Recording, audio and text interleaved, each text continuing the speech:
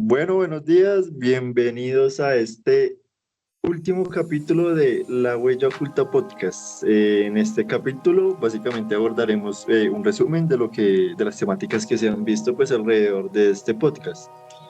Eh, Ha sido un podcast bastante curioso, bastante entretenido y creo que se han armado diálogos bastante interesantes alrededor de pues esta idea de la seguridad alimentaria, de cómo funcionan este tipo de mecanismos, cómo funcionan las empresas alrededor de las contaminaciones, por lo menos en la contaminación marina.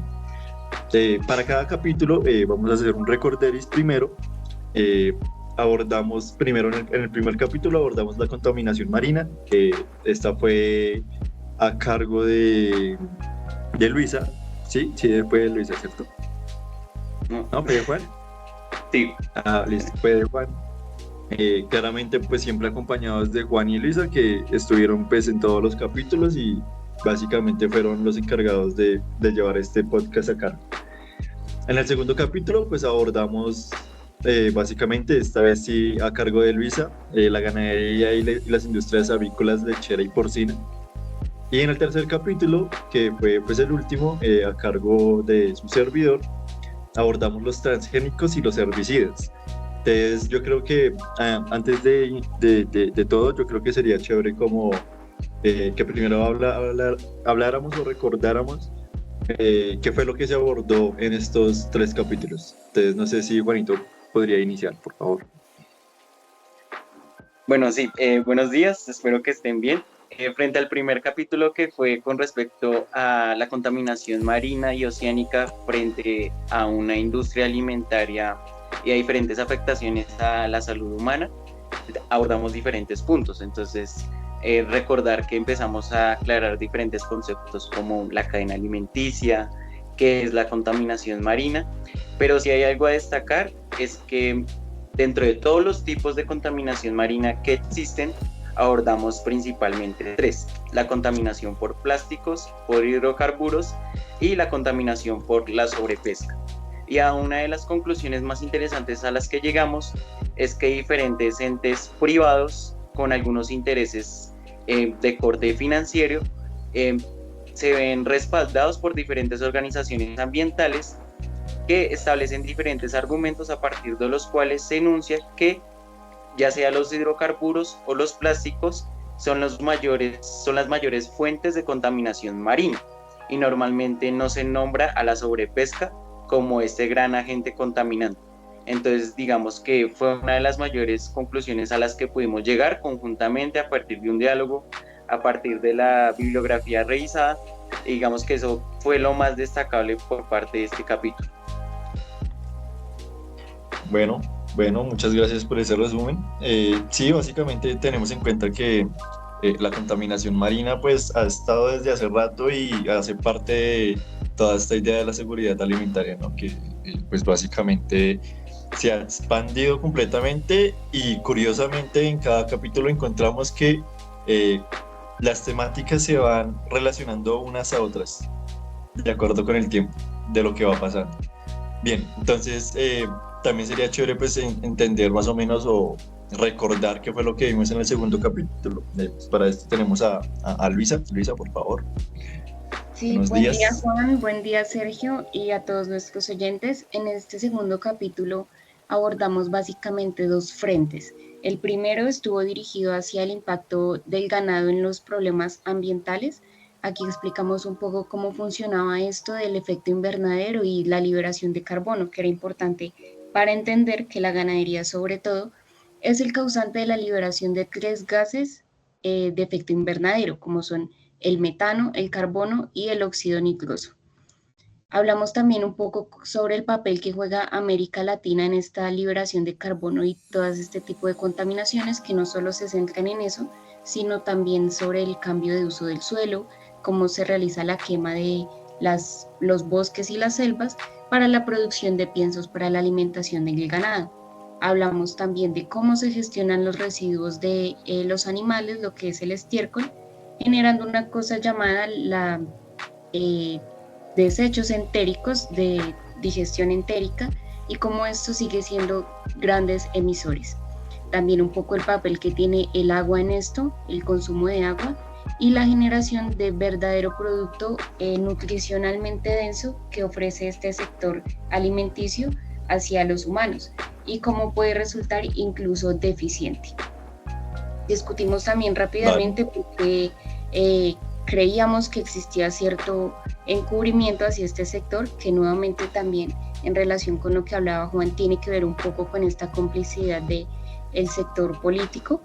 Y finalmente, el segundo frente que discutimos ha sido el impacto que genera este tipo de alimentación o de producción industrial de animales en la cadena alimentaria humana, ¿no? Lo que son las enfermedades zoonóticas y por qué es debatible esto de hablar sobre la soberanía alimentaria o la seguridad alimentaria en el caso de los procesados de origen animal. Eso sería.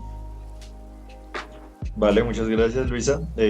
Pues sí, ya siguiendo con la misma línea, tenemos en cuenta que siempre hemos estado hablando sobre todo de la alimentación, ¿no? De toda esta idea de cómo afecta este tipo de producciones industriales a la salud humana y con esto, pues, cómo está implícito dentro de la alimentación cotidiana, básicamente. Está relacionado con el capítulo anterior y es básicamente donde hablamos sobre los transgénicos, herbicidas y las commodities, que pues hablábamos que las commodities pues básicamente son estas superindustrias que se encargaron de el monopolio de todas estas transgénicos y estos herbicidas. Entonces pues primero, por ejemplo, abordamos lo que fueron los transgénicos, qué son los transgénicos, cómo afectan los transgénicos, de qué manera se producen y cómo estos se relacionan también con los herbicidas. Asimismo hablamos de los herbicidas, de cómo se producen, quién es el mayor productor, que en este caso era Monsanto, y bueno, hoy en día no sigue siendo Monsanto, sino que uno de los mayores productores de herbicidas es China. Entonces también mencionábamos cuál era el papel de Monsanto y de algunos países dentro del monopolio de los herbicidas y los transgénicos y cómo se ha ido configurando básicamente un monopolio de la alimentación mundial a través de la superproducción de estas industrias. También decíamos, o lo mirábamos más desde la perspectiva colombiana, donde mencionábamos una de las leyes más importantes, que era la ley 970, que pues básicamente lo que hacía era quitarle este permiso, no diría que fue permiso, fue más bien quitarle las semillas tradicionales a los campesinos, prohibirlas porque no estaban certificadas, y con esta idea pues lo único que hacían era obligarlos a utilizar semillas transgénicas para la producción de sus cultivos. Y pues básicamente teníamos muchos ejemplos. En este caso teníamos el ejemplo de Monte Alegre, creo que se llamaba el pueblo, donde pues básicamente se quemaron unas 22,000 toneladas de semillas porque no eran semillas certificadas, básicamente.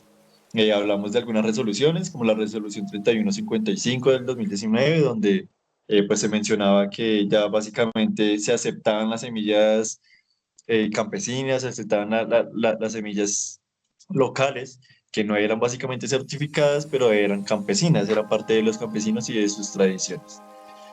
Hablamos también pues la relación que tenían los transgénicos y los herbicidas con la idea de la soberanía alimentaria, que fue donde principalmente logramos conectar con los temas de los anteriores capítulos, donde decíamos que en realidad pues todos están completamente conectados cada uno con el otro, y que toda esta idea de la soberanía alimentaria viene alrededor de una cadena de la sobreproducción capitalista.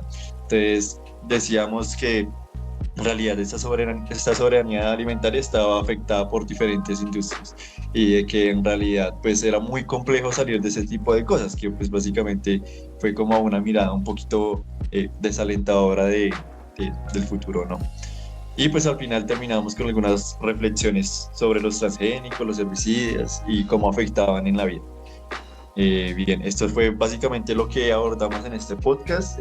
A continuación pues sería chévere que diéramos como algunos algunas opiniones finales sobre el tema, bueno, los temas, el podcast, los temas que hemos visto, sobre todo con esta idea de la soberanía alimentaria, que creo que fue como uno de los términos principales, y cómo también cómo afecta a la vida toda esta idea de la sobreproducción, ¿no?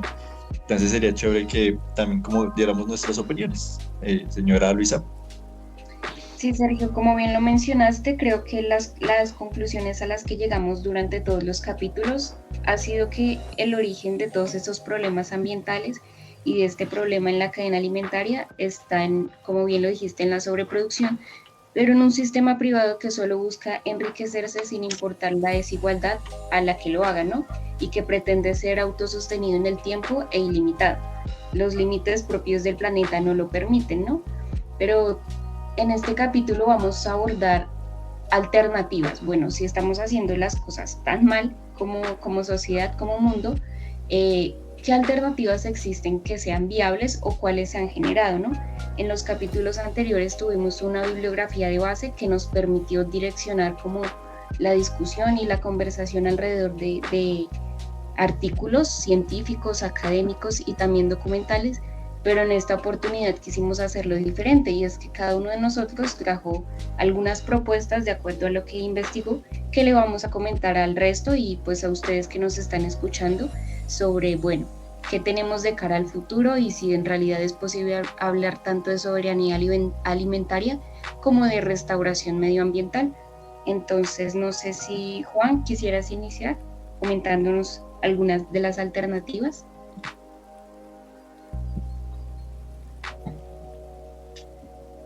Sí, claro que sí, les traigo soluciones. No, antes de iniciar este capítulo habíamos comentado un poquito de que yo traía un poquito más de alternativas, entonces la idea sería hacerlo de manera un poco intermitente. Entonces yo digo una, después Luisa dirá otra y después Sergio otra. Son muchas, pero al final son muy breves. Entonces, con respecto al primer documental que revisé, se titula Comida para Todos, el futuro de la alimentación. Es un documental de la DW. Entonces, básicamente comienza por decir que el futuro de la industria alimentaria, específicamente en lo que tiene que ver con el mundo agrícola, se ha basado principalmente en generar productos cada vez más ricos en términos de nutrientes y resistentes al clima. Entonces ahí es donde van a proponer su principal alternativa, que va a ser los huertos cubiertos o el famoso cultivo vertical, que actualmente se está impulsando de una manera muy potente en países como Dinamarca, específicamente en Copenhague. Entonces resulta que hay dos términos que hay que entender antes de hablar del cultivo vertical, y es la hidroponía y la aeroponía. Entonces normalmente, para que sea un poco más claro, al momento de cultivar una planta, el recurso más elemental que se debe tener es la tierra. De allí vienen todos los nutrientes necesarios junto con el sol para que ésta crezca y genere un fruto o una cantidad de nutrientes lo suficientemente considerable para que nosotros como seres humanos lo incorporemos a nuestra dieta. Con la hidroponía, ¿qué pasa? Que ya el suelo no es necesario, sino que simplemente se necesitaría de agua cargada de nutrientes disueltos en ella misma. Entonces, por ejemplo, esto sería muy resistente a las condiciones climáticas, debido a que estarían como en un hervidero, estarían las plantas completamente cubiertas, pero por la parte subterránea ya no, o por su parte inferior, es decir, en raíces ya no habría tierra, no agua cargada nuevamente de nutrientes, y se podrían generar 4 cultivos más o menos a lo largo de años, en vez de 2, como suele suceder. Y con la aeroponía pasa algo similar, y es que nuevamente no se necesita de tierra, sino que básicamente se puede dejar las raíces así en el aire. Entonces hagan de cuenta que tenemos una casa de 2 pisos. Entonces en la parte media de esos 2 pisos está el límite entre lo que sería la planta y la raíz. Entonces en la parte alta se vigila cómo está creciendo la planta o en general el cultivo, y por la parte baja están las raíces flotando así en el aire, y básicamente se utilizan una serie de fertilizantes y cargado de muchos nutrientes para regar las raíces de las plantas en aerosol. Entonces Eso es algo que se ha incorporado más que todo en algunos tubérculos y en algunas hortalizas. Entonces lo que pasa en el caso de Copenhague, y menciona algo muy interesante, y es que esta alternativa de cultivo vegetal o vertical eh, reduciría algunos impactos sobre el cambio climático debido a que para la producción agraria se requiere alrededor del 38% de la superficie terrestre, se requiere el 70% del agua potable del mundo y al final esta industria agraria es responsable del 30% de la producción de gases de efecto invernadero. Entonces al final esto permitiría una producción que no tenga que ver necesariamente con las condiciones del clima, que no acapare una gran cantidad de tierra, que no utilice una gran cantidad de agua. Y también resultaba interesante de que uno se pregunta cómo es posible que las plantas realicen el proceso de la fotosíntesis si es que al final están completamente cubiertas por estos hervideros completamente tecnificados. Y resulta que ellos implementaban una tecnología muy curiosa y es utilizar una gran cantidad o una gran línea de luces LED que estaban cargadas o diseñadas para emitir de manera artificial diferentes rayos o frecuencias que asemejan un poco a los rayos UV que emite el sol. Entonces eso alteraba, digamos, de algún modo artificialmente a las plantas para que ellas pensaran dentro de toda su genética que en realidad estaban recibiendo la luz del sol, pero es que no es más que luz artificial. Pero hay un problema, como todo, y es que esta alternativa es extremadamente costosa. Por ejemplo, la sede que yo les decía que está en Copenhague es la más grande en toda Europa, pero para construirla se necesitaron 25 millones de euros. Entonces puede ser una alternativa que funcione a la escala que nosotros hemos venido manejando a lo largo de cada uno de los capítulos, es decir, como ya lo decía Sergio, una industria basada en diferentes consorcios capitalistas que tienden a generar diferentes transnacionales que se ven respaldadas a partir de diferentes intereses políticos, pero no sería una alternativa que funcionara a escala media o a escala mínima. Digamos que es un buen diseño, es algo innovador, es algo chévere, es curioso que no se necesite de tierra, pero aún así digamos que no es una medida que pueda adoptar cualquier persona que tenga un capital bajo. Entonces digamos que por ese lado es la primera alternativa que les traigo. Exacto, y no sería muy viable en el caso de los países precisamente pobres, que son pobres porque tienen un suelo pobre y no pueden producir, pero al mismo tiempo pues tampoco podrían hacerlo con esta alternativa, ¿no? Yo creo que se queda un poco corta. Sí, es verdad. Sergio, ¿tú nos quieres compartir alguna alternativa? Sí, bien. Cuando comenzaron a utilizar los transgénicos, bueno, no, perdón, los herbicidas, antes de los herbicidas, pues hay que tener en cuenta que pues habían diferentes formas de poder prevenir el crecimiento de malas hierbas, que es básicamente la forma en la que se utilizan los herbicidas. Entonces, las personas suelen sacar, o hay informes que suelen sacar soluciones que dicen como pues volvamos a los viejos métodos, donde pues básicamente uno de los viejos métodos o el más común era el método manual. Básicamente el método manual era ir paso a paso sacando las malas hierbas con la mano, básicamente era arrancarlas del suelo. Sin embargo, pues la inversión del tiempo y la mano de obra que tiene los métodos manuales pues es muy inadecuada de acuerdo a plantaciones demasiado grandes. Claro, si tenemos un espacio pequeño donde hay algunas semillas y pues básicamente cultivamos en un espacio pequeño, pues es mucho más fácil porque pues no es a grandes cantidades. Sin embargo, pues en multinacionales o en campos agrarios demasiado gigantes, pues utilizar los métodos manuales no es la mejor alternativa porque pues costaría mucha mano de obra y mucho tiempo para poder estar todo el tiempo ahí quitando las malas hierbas. Sin embargo, pues también existen otras alternativas. Por ejemplo, está el diseño de cubiertas con vegetales.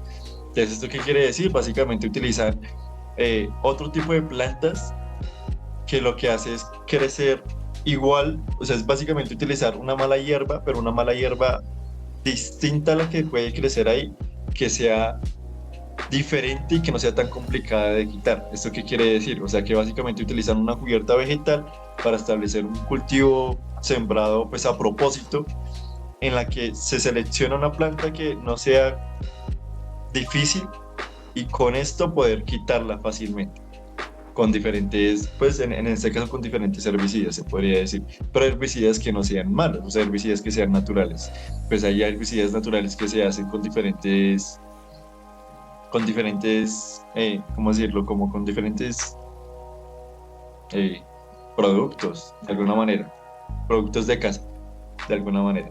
Entonces, hay personas que utilizan, por ejemplo, semillas como el pasto, que son hileras gigantes que se pueden quitar fácilmente y que se pueden ir quitando rápidamente, que es básicamente como una de las soluciones que más veo. Sin embargo, pues con toda esta idea de los transgénicos y demás, tenemos en cuenta que pues estas plantas se pueden mezclar, estas plantas pueden, o estas malas hierbas se pueden producir en una super mala hierba y puede generar el efecto contrario a lo que buscan las personas.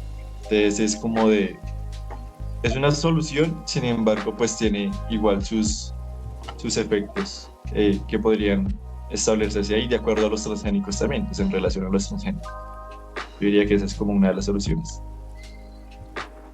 Pero ahí está, ahí más o menos. No tiene tanto, no sé, como es raro. Es que hay muchas soluciones también, pero es muy raro, no entiendo porque pues igualmente uno puede decir, esta es mi solución, pero no sirve mucho. Pues creo que mi solución está totalmente conectada con lo que decía Juan al inicio y ahorita con lo que dices, y es que al contrario de la alternativa que propuso Juan sobre esto de cultivar o en agua o en aire, que suena raro y que no requiere suelo, la alternativa que yo traigo sí depende totalmente del suelo.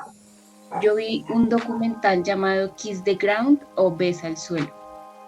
Entonces ahí decían cómo el suelo y su vitalidad, su salud, sería el que solucione todo este problema ambiental, no solo alimenticio, sino el calentamiento global, la escasez de agua, todo. Entonces decían una frase que era así como suelos pobres generan gente pobre, que genera colapso social, genera migración, genera escasez de agua, genera sequías. Básicamente me remito a esto que comentamos en el capítulo número 2 sobre el carbono, ¿no? Cómo funciona el carbono en el planeta, que es un fenómeno que es natural, o sea, no hay emisiones que son de causa antropogénica, pero el carbono en sí mismo no es malo. Simplemente recordemos que es un producto del proceso natural de las plantas cuando captan el sol y convierten esa energía en nutrientes para la planta, ¿no? Que la hacen crecer y esos nutrientes después son consumidos por nosotros en los diferentes tipos de cultivos, ¿no? También recordemos que el carbono se absorbe en el suelo, ¿no? Y que cualquier actividad que como seres humanos hagamos, remover el suelo, lo que sea, ararlo sobre todo, genera grandes emisiones o escape del carbono a la atmósfera, ¿no? Que es esto que produce el calentamiento global. Bien, habiendo recordado esto, el problema que como seres humanos tenemos a la hora de producir alimento es la sobreexplotación del suelo, ¿no? Y este sistema de arado que tanto lo daña y que lo hace productivo, pero a corto plazo. Es decir, después de que ese suelo produzca mucho, en unos años ya va a estar totalmente pobre y desertificado. Con este documental que vi, básicamente la solución se centra en algo que también habíamos mencionado, que es la agrosilvicultura o agroforestería, que es que todas las actividades se desarrollen en el mismo lugar al mismo tiempo. Árboles frutales, plantas bajas, ganadería, todo mezclado. Resulta que es muy importante el crecimiento bacteriano en el suelo, ¿no? Que el suelo tenga muchísimas bacterias. Las bacterias no son negativas, no siempre lo son. ¿Qué pasa con el suelo que tenemos hoy en día? Y lo acaba de decir Sergio, con esto de los fertilizantes. Que los fertilizantes eliminan la mayoría de estos microorganismos y bacterias que existen en el suelo y por ende lo hacen pobre y muerto. a largo plazo. Con la agroforestería nos encargamos de que el suelo tenga muchísimos nutrientes siempre y de que estos nutrientes sean, digamos que rotativos. Incluso se utiliza en este sistema el ganado para revertir la deforestación. Y uno diría, pues cómo, ¿no? Si bien es sabido que las pezuñas de las vacas van destruyendo el suelo conforme pisan. Esto es en el sistema tradicional en el que han separado las vacas por un lado y los pastos o las selvas por el otro. Mientras que en este sistema dicen, vea, usted no puede tener a su rebaño de ganado por más de 3 días en un mismo suelo porque él sí se daña. Entonces es circular. Incluso, y esto puede ser implementado en cualquier granja, ¿no? No se necesita nada, simplemente su parcela de tierra y que usted cultive ahí todo lo que quiera y vaya simplemente rotando a los animales. Pero los cultivos de plantas, de frutas, simplemente se quedan ahí. Este documental que les comento tiene un personaje muy particular que se llama, es un señor, es un agrónomo, se llama Ray Archuleta. Él viaja por todo Estados Unidos enseñándole a las personas que ya tienen su parcela de tierra, que funcionan con esto de semillas transgénicas, cómo transicionar a este tipo de cultivos. Entonces él va y les enseña, les hace la capacitación y crea una cosa que se llama la Academia de Salud del Suelo. Básicamente es un reto porque, como hablamos en los capítulos anteriores, esta industria alimentaria está subsidiada, ¿no? O sea, produce maíz, soya, trigo, productos de primera necesidad para producir ganado, pero también para la industria, no sé, de aceites o en general alimentaria. Y sea que el mercado fluctúe o no, estos productores siempre van a tener su ingreso asegurado, ¿no? Porque está subsidiado por el Estado. Entonces es muy difícil hacer que estos productores se arrojen al mercado sin esta garantía de que van a recibir ingresos por lo que producen. Entonces existe una resistencia hacia esta transición. Como esto es una alternativa que es bien sabida por la comunidad internacional, por todos los políticos, por toda la industria que se encarga de la producción de alimento, se sabe que este tipo de agroforestería es lo que se debería hacer a nivel mundial. Simplemente no se está haciendo porque pues no contribuye o no es rentable para los monopolios, básicamente. Esta ya es la solución y ya está probado que sí, es la mejor que existe, pero simplemente no existe la voluntad política para llevarlo a cabo. Incluso hay una cosa que se llama Proyecto Groundtown, que tiene más de 100 alternativas, incluso le dan información gratis a todas las personas que tengan una parcela de suelo a cómo hacer esto posible. La idea es que creemos ecosistemas más resilientes porque con los monocultivos cuando llega una plaga arrasa todo el monocultivo, ¿no? Y se queda la persona sin su sustento. Mientras que con este tipo de agroforestería, como el suelo es tan rico en nutrientes y en bacterias, simplemente el suelo es más resistente a todo esto. No digo que sea inmune, pero es un avance.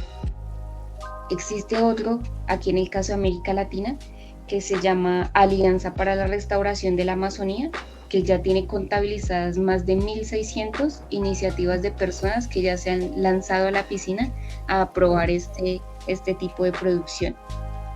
Y eso sería, ¿no? Como que un suelo que no necesite arado, que no necesite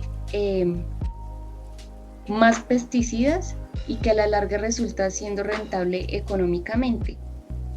Entonces, termino yo creo que con esta frase que es un planeta cubierto de verde, de suelo productivo natural, es un planeta más sano y la idea central es hacer regresar el carbono al suelo.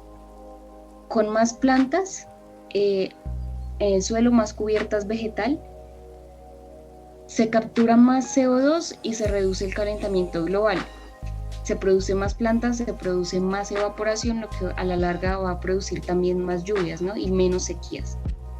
Entonces, hay una alternativa de que ustedes dirán, bueno, esto sí es rentable en los suelos productivos, pero ¿qué pasa con África y todos estos países que están en desertificación total. ¿Esto es posible para ellos? Sí, también es posible. En el documental se mostraba a un señor que estaba en Zimbabue, en África, que cogió de experimento una parcela de tierra y la empezó a trabajar y a arar solo superficialmente. Y en cuestión de meses, esa parcela totalmente desértica ya tenía pastos. Entonces, me pareció una muy buena alternativa en el sentido de que es posible para todos. Precisamente no requiere gran cantidad de costos, simplemente se requiere de voluntad, por decirlo así. Y esa sería mi alternativa. Bien, está chévere.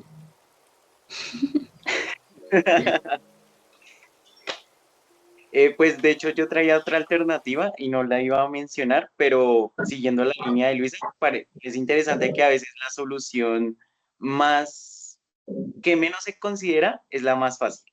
Y pues en el sentido de que del segundo documental del cual les voy a hablar se titula Soluciones para alimentar el mundo en el futuro, también de la DW.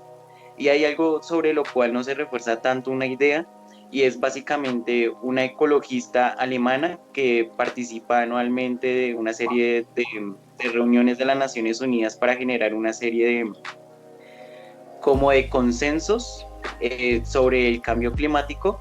Decía que la mejor alternativa que ella había hallado para seguir con su lucha política era generar diferentes cursos de cocina a partir de los cuales le enseñara a la gente a comer o a cocinar también de manera rica, que fuera también sustancial para su propio gusto, frente a esa dieta tradicional que ya se venía manejando. Es decir, al final dentro de la cocina tradicional está lo típico, trigo, verduras, cereales y carne, por supuesto. Entonces al final la gente, al no tener ese conocimiento sobre cómo emplear determinado producto para obtener un sabor similar a lo que se buscaba anteriormente con su dieta tradicional, pues básicamente ella lo que hace es compensar eso, como generar una especie de conocimiento culinario a partir del cual la gente no solo conoce, digamos, el trasfondo de lo que nosotros ya hemos venido hablando, y es qué hay detrás de esos grandes monopolios de la industria alimentaria, sino también cómo puede contrarrestar ese consumo y cambiar completamente su dieta, pero sin quitarle lo rico a degustar realmente la comida. Entonces, digamos que esa fue una de sus alternativas. Pero ya Sí, pasando, señor. No, siga, tranquilo. No, hágale tranquilo, ¿qué pasó? No, hágale. Bueno, Sí. bueno, dentro de las otras soluciones que les venía a comentar el día de hoy estaba la digitalización de la actividad agrícola basada en el Big Data. Entonces resulta que en medio de... Ay, Luisa, ¿qué pasa? Yo sé que son situaciones pensadas para el pequeño campesino, pero igual es una solución. Entonces, Hágale, pues hágale. bueno, digamos que esta digitalización de los cultivos solo nuevamente puede ser implementada en grandes extensiones de tierra. Entonces lo que se hace es emplear una gran cantidad de robots que tienen una especie de rueditas que van a lo largo de cada uno de los surcos de la tierra y van registrando por medio de IA, inteligencia artificial, diferente información que recopilan en tiempo real de cada uno de esos surcos, y van identificando qué posibles plagas están generando, cómo va el crecimiento de la planta, qué nutrientes necesita, qué nutrientes no necesita, y todo lo hace en tiempo real. Entonces es básicamente una manera de suplantar el trabajo de la mano de obra por algunos mecanismos tecnológicos que tienden a la privatización del conocimiento por medio de estas diferentes tecnologías. Y también, digamos que siguiendo esa misma línea de la digitalización, también estaba la alternativa de utilizar esos mismos cultivos hidropónicos que ya lo había mencionado anteriormente, pero hacerlo a pequeña escala, es decir, coger un contenedor, un container, y generar a pequeña escala ese cultivo por medio de la hidroponía o la aeroponía. Entonces, por ejemplo, si un restaurante necesita X cantidad de comida, entonces lo que hace la compañía es surtirle de 5 o 10 contenedores, dependiendo de la cantidad que requiera, para que él mismo, dentro de un espacio completamente reducido, se genere los propios alimentos que el mismo restaurante va a consumir. Era un poco lo que ya había mencionado Luis en capítulos anteriores del kilómetro cero, de cómo existen restaurantes que no requieren ir más allá en el comercio para obtener los productos que necesita para su actividad comercial. Entonces, digamos que con respecto a lo primero, sí sería una alternativa un poco impensable, pero ya digamos que al momento de localizarlo y de bajar o de reducir un poco su escala, ya resulta un poco más interesante la idea. Es que yo Sí. siento que la solución hacia todos los problemas, no solo ambientales que tenemos como seres humanos, ha sido por la complejización a lo largo de los años de todos los procesos, ¿no? Cuando en la antigüedad las comunidades, no solo indígenas, sino en realidad de nuestro primitivismo como seres humanos, podíamos hacer las actividades nosotros mismos con lo que nos daba la naturaleza. Entonces es ese desviarnos de lo natural, lo que se siente bien para el ser humano y para el medio ambiente, ha sido lo que nos ha traído todas estas crisis ambientales. Entonces yo creo que las soluciones más viables, más económicas incluso, puede ser simplemente volver a lo simple, a lo que ya sabíamos antes. Eso Sí, siento y yo. justo, pues es chistoso porque justo una de las alternativas que les iba a compartir, que también era como la más sencilla, era la de consumir productos locales. Entonces, una de las alternativas para las semillas y para los transgénicos, por ejemplo, y con toda esta idea de la ley 970, por lo menos acá en Colombia, es salvaguardar de alguna manera las semillas originarias, como las semillas naturales, y utilizar estas semillas naturales para seguir produciendo como tal la alimentación en general. Entonces, una de las alternativas, que es la más sencilla, yo diría, es básicamente seguir produciendo estas semillas naturales, proteger las semillas naturales y de alguna manera pues seguir o apoyar estas producciones locales, que siento que también es una de las alternativas. Entonces decíamos que sí, tal vez es difícil de alguna manera hacer que haya como una producción local, que es como la mejor forma en la que se podría ver, que es como la producción cercana o la producción propia, por ejemplo, de alimentos. Sin embargo, pues es una solución que se puede dar. Yo, por ejemplo, tengo amigos, tengo amigos que ellos en sus casas, en las partes más, ¿cómo se le dice? Como en la terraza, arriba ellos tienen sus propios cultivos, tienen su producción de tomate, de ají, de todo. Y, No, y les eso es da, chévere. tienen tomate, tienen cebolla, tienen, ¿cómo se llama? Pimentón, tienen ají, es una locura. Y les sirve, obviamente no les da para estar consumiendo todos los días, pero es una forma de producir localmente, de alguna manera. Entonces siento que sí, es como las soluciones más sencillas las soluciones sencillas son las más efectivas. Sí, pero esto, o sea, también es un reto cuando la industria misma se encarga de prohibirlo, ¿no? Pues recordemos que hablamos de cómo Monsanto y todos los gobiernos también de América Latina se encargaban como de prohibirles a los campesinos utilizar la semilla que han utilizado toda la vida para comprar el paquete tecnológico. Entonces un poco ese es el reto, ¿no? Alternativas sí hay, pero que tanto el mismo sistema productivo y privado también permite o limita que esto pueda ser así, ¿no? Porque muchas Claro, veces la voluntad está, pero uno se encuentra un freno grande y una pared que le dice, no, usted no puede seguir haciendo las cosas así, simplemente porque usted tiene que comprar y seguir alimentando este sistema de enriquecimiento privado o monopólico. Entonces ahí como que uno no sabe qué hacer. sí. Juanito, ¿tiene algo más que decir? Pues tengo una última alternativa, pero antes de pasar ahí, pues no sé, o sea, lo que su merced dice, Sergio, es chévere, pero al final yo creo que esa producción local no va a alcanzar a compensar la demanda que, por ejemplo, una ciudad exige. Entonces, ahí sí, o sea, puede ser muy tradicional, puede ser muy efectivo, pero al final varían los contextos, diría yo. Sí, sí, Bueno, claro. la última solución que les tengo, y ojalá esta vez sí estén felices con eso y no me critiquen, es la carne de laboratorio. Entonces, hay tres formas de producir carne, según el documental que vi. La primera es hacerlo por medio de diferentes mezclas de productos naturales. El segundo es generar una modificación dentro de la división celular de una célula madre. Y la tercera es hacerlo por medio de la hemoglobina. Entonces, ya les voy a explicar directamente qué significa cada una de estas alternativas. Entonces, con respecto a la impresión de carne en 3D, básicamente lo que se hace es coger proteína en polvo de arroz y de arveja, mezclarla con jugo de remolacha y algunas especies de algas.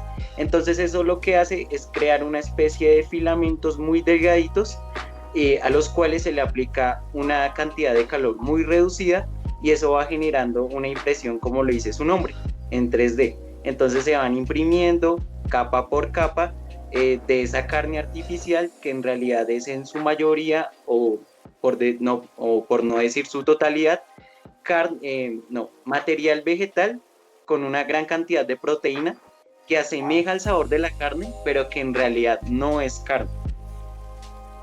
La segunda manera de producir carne de laboratorio es multiplicar las células al infinito, es decir, se coge la célula madre de una especie animal determinada y lo que se hace con esa célula madre es introducir por laboratorio la mitosis, es decir, la división celular.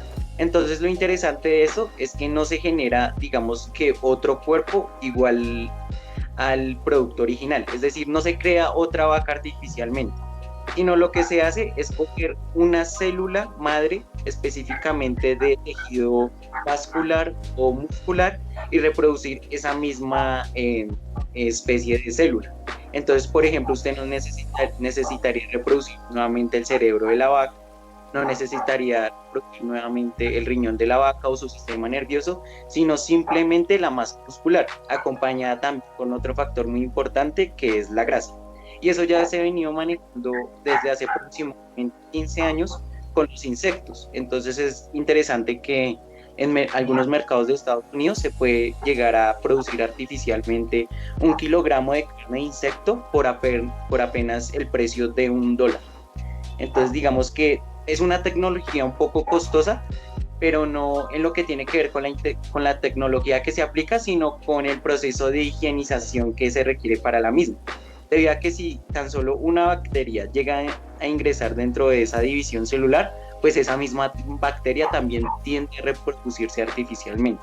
Entonces es algo que asume un costo, pero que si se maneja de la mejor manera, pues se podría llegar a competir con los grandes mercados o con los grandes monopolios. La otra manera de producir carne de laboratorio es a partir de una masa de aceite de colza y de guisantes para generar diferentes tipos de carne. Entonces, pues resulta interesante porque al final el documental mencionaba que para asemejar un poco el sabor de la carne se necesitan dos factores fundamentales. El primero y el más obvio, el sentido del gusto. Y el segundo, el olfato. Digamos que con el gusto no hay mayor problema, es algo que se logró hace muchos años, pero con el olor es algo o una tecnología que ya es relativamente muy reciente. Entonces resulta que hay una sustancia que se llama hemo. Básicamente la hemo es un factor que está presente en la hemoglobina y la hemoglobina está presente en la sangre. Y lo que hace la hemo es transportar oxígeno a través de las arterias a cada uno de los órganos. Es decir, es un factor que está presente en todos los seres vivos que manejen un sistema vascular. Pero ahora la pregunta es de dónde se saca esa sustancia. Lo normal sería drenar la sangre de los animales para utilizar esta sustancia, añadirle levadura y generar ese olor típico de la carne. Y se añade pues básicamente a esas sustancias vegetales. Pero la respuesta es no, no se hace eso con el fin de reducir, digamos, el sufrimiento animal. Y acá pasa algo muy interesante, y es que las raíces de la soja poseen hemo. Se presentan en muy pequeñas proporciones, pero estas, al juntarse un poco con la mezcla con levaduras y diferentes químicos, al final se tienden a expandir. Entonces se necesitaría muy poca hemo proveniente de las mismas raíces de la soja para producir el olor típico de la carne. Entonces digamos que es una alternativa muy chévere que se está manejando recientemente en algunos países, y bueno, digamos que eso es lo que les traigo para el día de hoy. Esto último que dices del olor, yo siento que es más como un capricho, ¿no? Porque creo que la reticencia de las personas a dejar de comer carne es más que todo por el sabor, ¿no? Y yo pienso, si les sabe igual, pues qué más da si huele o no. Pues sabemos que el gusto y el olfato están conectados, pero a fin de cuentas me parece un poco capricho querer ya como ser tan minuciosos en replicar el olor. Yo ya había escuchado y visto esto de la producción de carne en laboratorio, incluso las máquinas láser, que uno puede programar la forma en la que quiere el filete y qué tanta grasa quiere que tenga ese filete. Yo siento que a la gente le da mucha impresión y hay muchos prejuicios sobre esto, ¿no? Bien es sabido que consumimos muchos aditivos, muchos productos químicos no tan buenos en la comida procesada, pero la gente lo consume tranquilamente, ¿no? Porque ya se ha vuelto rutinario. Pero que sepan que esta carne es de mentiras, a pesar de que esté producida con células que vienen de animales que han sido reproducidas una y otra vez, creo que a la gente le genera cierto, como incluso repugnancia, no sé, repudio, asco. Entonces, me parece una alternativa chévere para las personas que definitivamente dicen, no, yo no voy a dejar de consumir carne animal, pero también es como eso, ¿qué tan dispuestas están las personas a hacerlo? No sé, yo creo que a la gente todavía le sigue dando reparo eso, pero me parece chévere. Yo no sé si lo probaría, no sé, pero está chévere la propuesta, ¿no? Bueno, y que también la gente piensa que ya es un poco antinatural, ¿no? Les parece antinatural como, bueno, ¿cómo vamos a tomar una célula de una vaca, por ejemplo, que no necesita ser sacrificada para sacarle esa célula y replicarlo una y otra vez? Como incluso da hasta susto, hasta dónde hemos llegado como humanidad, ¿no? Pero si la tecnología ha avanzado en muchas cosas malas, pues qué bueno que también avance en estas buenas, siento yo. Sí, claro. Sí, es verdad. Bueno, entonces les voy a hablar de las últimas dos alternativas que tengo, que son un poco más tranquilas, yo diría. Entonces, la primera se llaman las falsas hierbas. ¿Qué quiere decir esto? Es básicamente la forma en la que se pretende engañar a las malas hierbas para que germinen y poder eliminarlas fácilmente. Entonces, ¿cómo funciona esto? La idea es que se prepara la tierra como si se preparara para sembrar, y se utiliza igual un lecho de siembra, se riega, se mantiene, pero sin básicamente plantar la semilla. Esto con el fin de que las malas hierbas germinen. Cuando las malas hierbas germinen, poder eliminarlas para después sí poder sembrar la semilla, que es como una de las formas en las que se le llama la falsa hierba, ¿no? Pues este proceso se tiene que repetir muchas veces, se considera que es muy necesario. Creo que hay muchos lugares donde se utiliza este tipo de como de eliminación de malas hierbas. Sin embargo, pues es demorado, se tiene que hacer no una vez, entonces se tiene que hacer por unas 3 veces, e igual pues es la manutención de la tierra, ¿no? Cómo termina también como pues afectando a la tierra básicamente. Esta es una de las soluciones. Ya la otra solución son las mallas antihierba, que pues hay 2 tipos de mallas antihierba. Bueno, primero, ¿qué quiere decir esto, no? Entonces básicamente utilizan algunas cubiertas orgánicas o inorgánicas. Bueno, las orgánicas pueden ser producidas por paja, por cortezas o por restos de poda, por ejemplo, en la que pues básicamente se hace una malla y esa malla se coloca en el suelo para que no le entre el sol. Y si no le entra el sol, pues las semillas, las malas hierbas no van a germinar. Es básicamente eso. Obviamente también hay unas mallas anti hierbas que son más artificiales, o sea, sí existen las mallas anti hierbas, que es básicamente las que se utilizan para poder cubrir el suelo de estas mallas y que no crezcan las malas hierbas. Sin embargo, pues no pude leer a profundidad sobre este tipo de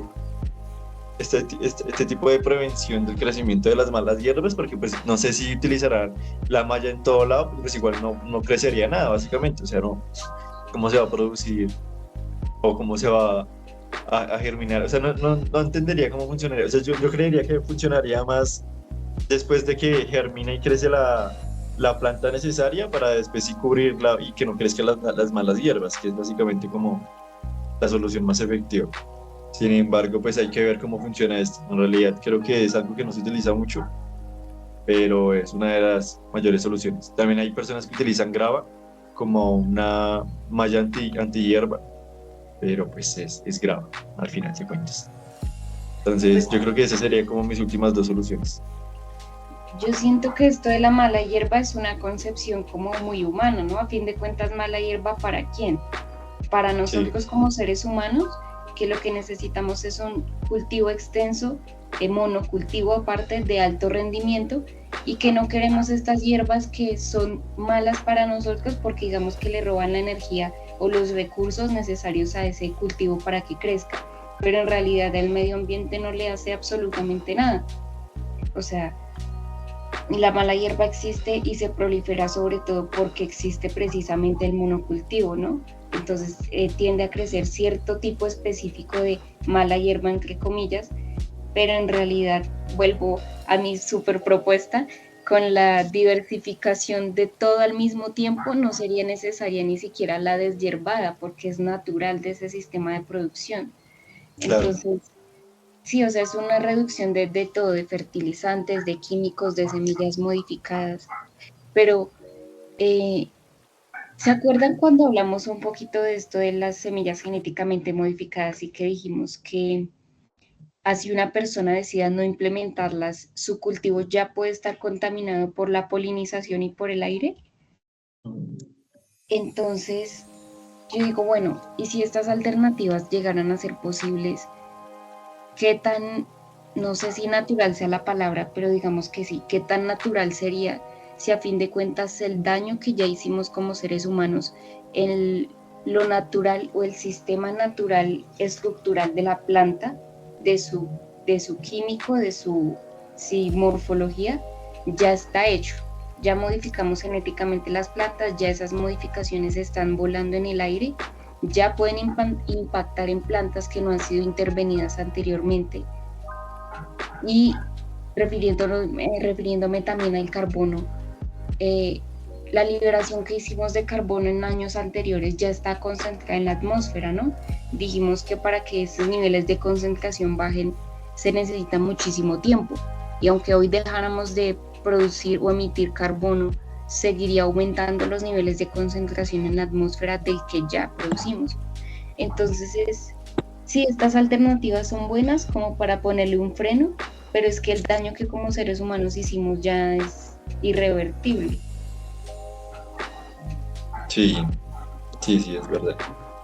Bueno, entonces yo creo que ya para ir cerrando, sería bueno que comenzáramos a sacar algunas conclusiones finales de lo que ustedes creen. ¿No? Ustedes creen que en realidad se puede de alguna manera que exista esta idea de soberanía alimentaria sin llegar a afectar la salud humana, sin utilizar esos transgénicos o esta sobreproducción de los alimentos que en realidad pues, no tienen tantos nutrientes para, para las personas. Sería bueno como que pues terminar con algunas reflexiones finales. Si ustedes están de acuerdo, igual. ¿Ustedes qué piensan? ¿Cuáles son sus comentarios finales de todo lo que hemos visto? Y ya, como para ir cerrando. Cualquiera puede iniciar.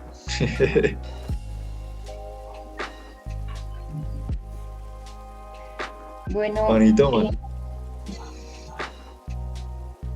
No, Luisa iba a hablar, por favor.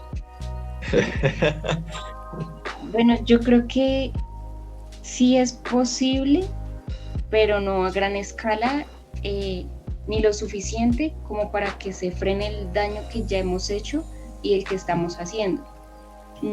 ¿Por qué? Si no hay voluntad política, como hemos evidenciado en estos podcasts con todo lo de conspiración, creo que es imposible que a nivel generalizado pueda realizarse. Porque simplemente el egoísmo que como seres humanos tenemos es muy grande, ¿no? Se busca el beneficio propio y el lucro. Entonces yo creo que hace falta mucha más empatía, mucho más humanidad de las personas que dirigen no solo la política, sino las grandes industrias, para empatizar con aquellas zonas del mundo que no tienen el mismo nivel de prosperidad que otras sí. Entonces, estas alternativas son posibles, viables, incluso están sucediendo, simplemente no son tan conocidas porque no son rentables o no conviene que se conozcan, que los llevan haciendo comunidades dispersas, ¿no? Y que no generan el impacto positivo que queremos evidenciar. Entonces, yo creo que sería por ese lado. Es posible, pero no a gran escala, al menos no aún, porque siento que hasta que el ser humano en carne propia, en primera persona, no se vea amenazado a sí mismo, a su salud, su integridad y su existencia, no va a hacer el cambio de chip que se requiere para decir, venga, podemos hacer las cosas mejor, simplemente se necesita voluntad y voluntad política. Vale. Bonito. Bueno, yo creo que antes de iniciar con este proyecto y ya estando ahora en el presente, digamos que con todos esos conocimientos que hemos construido entre los tres, siempre ha estado muy presente la idea en mí de que al final el error no es tanto de lo que hemos mencionado, sino como tal de la distribución. Porque tengo entendido que, bueno, no sé, o sea, son como nociones previas. Porque creo que para el año, para la década de los 90 del siglo XX, ya se producía la comida suficiente para alimentar el mundo. Y digamos que ha sido muy generalizada la idea desde ese momento, la cantidad o las toneladas de alimentos que desechan las principales potencias año tras año. Y entonces ahí uno dice, pues como tal el problema a veces no es de defender la soberanía alimentaria, sino de respaldar la soberanía alimentaria que en realidad sí tenemos, pero con mejores políticas de distribución. Eso sería por un lado. Y lo segundo, bueno, creo que ya lo había mencionado en el primer capítulo sobre la contaminación marina, y una de las mejores alternativas que había escuchado pues había sido de un pescador artesanal alemán, y es que lo mejor que podemos hacer es consumir lo que podemos producir localmente. Entonces, al final, en medio de defender esa idea o esa ideología, o también, digamos, esa filantropía de que todo el mundo consuma lo que yo consumo, al final entra dentro de unos grandes intereses que, pues, escasamente se pueden en realidad controlar. Y resulta contraproducente el hecho de que nosotros producimos muchísimos más alimentos para la cría de animales, pero no utilizamos esos mismos alimentos para alimentarnos a nosotros mismos. Entonces ahí pues hay un hecho completamente contradictorio dentro de esas políticas que se buscan impulsar. Entonces no sé si habrá una solución global, creo que no la hemos hallado en este proyecto, pero sí a escala local, dependiendo de las realidades particulares de cada sociedad. Y ya, digo, o sea, es que es algo muy difuso, o sea, si existiera la solución, pues no estaríamos acá dialogando sobre eso. Pero digamos, sí, es algo que puedo llegar a concluir, más o menos. Sí, Pues es que no, tú me siga, Luis. Siga. pues es que creo que la solución sí, sí existe, pero simplemente no se quiere hacer y porque la industria privada funciona con base a la demanda, ¿no? Sí o sí tiene que responder a lo que las personas quieren. Si algún día dejamos de consumir Coca-Cola porque simplemente ya nos gusta, hagamos el imaginario, el ejercicio de imaginar eso. Si todo el mundo dejara de comprar Coca-Cola, pues se iría a la quiebra o simplemente cambiaría de producto o modificaría aquello que la gente está pidiendo, ¿no? Así funciona el mercado. Entonces siento que si las personas empezaran a exigir este cambio realmente, las empresas deberían obligadas sí o sí a cambiar su forma de producir o a producir de la forma en que la gente está pidiendo que se haga. Entonces, la solución yo creo que existe, simplemente no solo eh, como individuos propietarios de estas empresas, sino como sociedad en general. Tenemos preocupaciones que nos acusan cada día, como la pobreza, el desempleo, la violencia, un montón de cosas que hacen que esto de la alimentación, de la producción sostenible, de la salud del medio ambiente pase a segundo plano o simplemente se ve como un problema que ya está, que es irrevertible o simplemente sí es preocupante, pero que otro se haga cargo de eso, que otra persona externa que no sea yo piense en algo muy utópico, una super tecnología que nos va a salvar a futuro. Entonces simplemente estamos como sociedad un poco, no digo que todos, no generalizo, pero como de brazos cruzados, ¿no? De la expectativa de, bueno, así es la vida ahorita y esperemos que en un futuro sea mejor, pero no sabemos cómo o que otro se encargue de resolver ese problema. Ok. O sea, yo entiendo la mentalidad un poco pobre que tenemos de esperar a que alguien haga el cambio por nosotros y no generar un estado de conciencia sobre nuestra propia forma de alimentarnos y tal vez a partir de ese conocimiento que ya hemos adquirido cambiar esos modos. Pero es que ahí entra otro problema y ya lo habíamos visto con las subvenciones a nivel internacional. O sea, el ejemplo que tú das es perfecto de la Coca-Cola, listo. Entonces, si queremos tumbar a esa gran transnacional, pues todos dejemos de tomar Coca-Cola. Pero es que al final esa compañía no se sostiene a partir de la demanda que nosotros satisfacemos de nuestro propio deseo de beber esa bebida azucarada, sino básicamente viene de nuestros impuestos que se traducen en diferentes consorcios políticos a partir de los cuales se genera una financiación extraoficial y transnacional de esas mismas compañías. Entonces, si fuera una decisión propia, Luisa, créeme que sería una gran alternativa. Pero es que a veces nos rebasa tanto que resulta un poco difícil no corresponder a esos grandes capitales que no deberían ir allí, sino a esos mismos proyectos locales o a esas mismas alternativas que hemos dialogado a lo largo de este capítulo. Sí, como que las políticas y todo esto de las subvenciones se encarga de atarnos como sociedad de manos y pies, como para limitar el grado de impacto que como individuos podamos tener. Entonces sí, o sea, toda la razón. Existen subvenciones, existen políticas que respaldan que el sistema productivo siga funcionando de la manera como está funcionando y que sea muy difícil un cambio. En eso sí estamos de acuerdo, en el que hay límites en lo que podemos hacer o no. Pero se puede. Hay alternativas. Bueno, y rápidamente es que también el mercado todo se encarga de convertirlo en producto para la venta, ¿no? Y es que esto de lo local, lo sostenible, lo orgánico también se ha visto como algo exclusivo, ¿no? A lo que solo pueden acceder cierta parte de la población, ya no por un tema de salud, sino por un tema de, sí, como de exclusividad. Sí.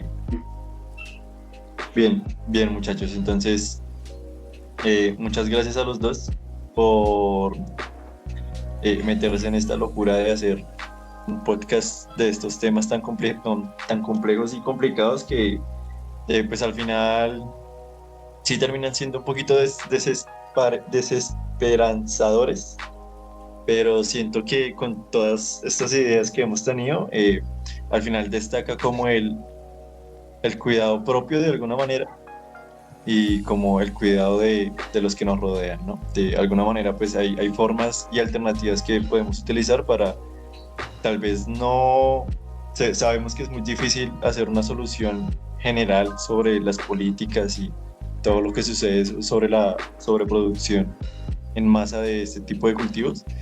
Sin embargo, siento que pues ya, como lo mencionaban en algunos documentales, creo que en los dos primeros que vimos, al final como que la solución también está en el cuidado propio, ¿no? Entonces, yo creo que es sobre todo en eso. Eh, Muchas gracias a los dos por abordar este tipo de temas, por someterse a básicamente trabajar para esto y leer todo lo que leímos, ver todos los documentales que se vieron. Creo que fue una muy gran actividad, una gran actividad, fue una actividad muy bonita. Eh, Siento que pues tal vez pues quedan ahí igual, no sé si nos verá alguien, pero bueno, igual estuvo muy chévere. Y muchas gracias a los oyentes, espero que les haya gustado. Eh, Como ya saben, pues hubieron algunos temas que se tocaron antes, entonces los invitamos a escuchar los capítulos anteriores y nos estaremos viendo en otra oportunidad. Muchas gracias a Juan, a Luisa y nos vemos. Chao. Gracias. Esto fue La Huella Podcast.